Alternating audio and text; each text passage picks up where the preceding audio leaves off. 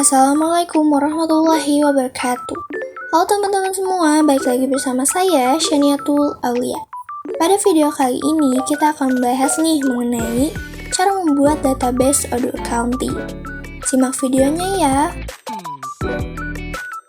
Sebelum kita membuat database Odoo Accounting, kita harus memerhatikan 3 hal.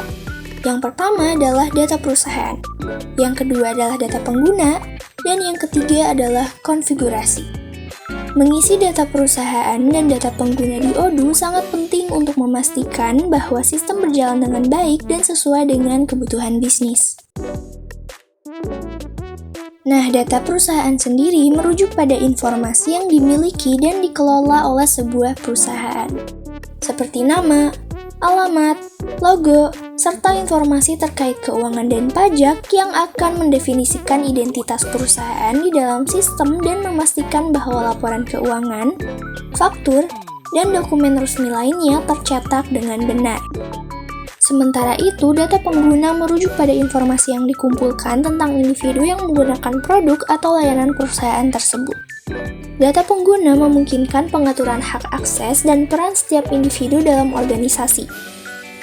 Yang penting untuk membatasi akses ke data dan fitur tertentu sesuai dengan kebutuhan dan tanggung jawab mereka masing-masing.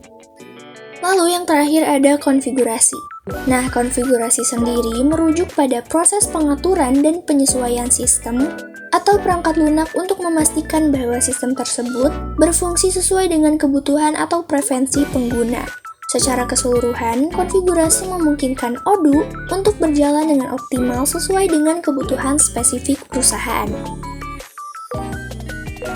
Jadi, setelah kita paham apa saja hal yang perlu kita perhatikan sebelum kita membuat database Odoo Accounting, kita sekarang bisa langsung membuat database tersebut. Langkah pertama, kalian search Odoo online di Firefox atau Google. Setelah itu, pilih website yang paling atas ya. Nah, jika tampilannya seperti ini, kalian tinggal pilih aplikasi-aplikasi atau fitur-fitur yang perusahaan kalian butuhkan. Terus kalau udah, kita tinggal klik continue.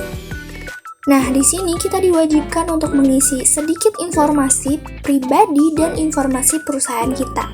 Ada first and last name, email, company name, phone number, country, language, company size, dan primary interest. Kalau udah, kita tinggal klik Start Now.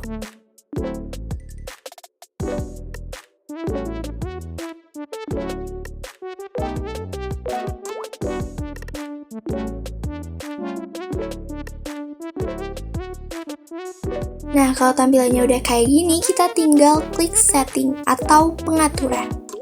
Nah, di fitur setting ada menu user and companies. Kalau kita klik, muncul menu drop-down seperti ini. Ada user dan companies. User sendiri membantu kita melihat data-data pengguna yang mengelola perusahaan ini. Contohnya Syania Aulia.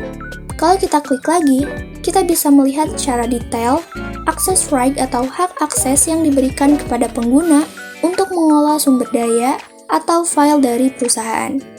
Nah, di sini kita juga bisa menyesuaikannya.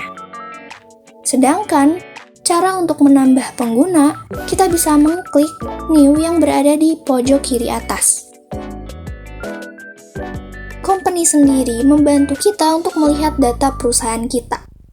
Kalau kita klik lagi, kita bisa mengisi informasi perusahaan secara detail, seperti address, NPWP, company ID, currency, phone, mobile, email, website, dan email domain. Sama seperti data pengguna, kita bisa mengklik New jika ingin menambahkan perusahaan yang baru. Langkah terakhir untuk membuat database Odoo Accounting yaitu mengkonfigurasi. Caranya, pilih fitur Odoo Accounting yang berada di bawah General Setting. Nah, di sini kita cukup menyesuaikan pengaturan dan sistem sesuai dengan kebutuhan perusahaan kita. Misalnya, Fiscal Localization atau Storno Accounting. Nah, kalau pengaturannya dirasa cukup, kita bisa mengklik Save. Kalau kita kembali ke fitur Odoo Accounting lalu memilih Configuration dan mengklik Chart of Account, akan muncul akun-akun seperti ini. Mungkin segitu saja ya pembahasan yang bisa saya sampaikan pada kesempatan kali ini. Terima kasih sudah menonton.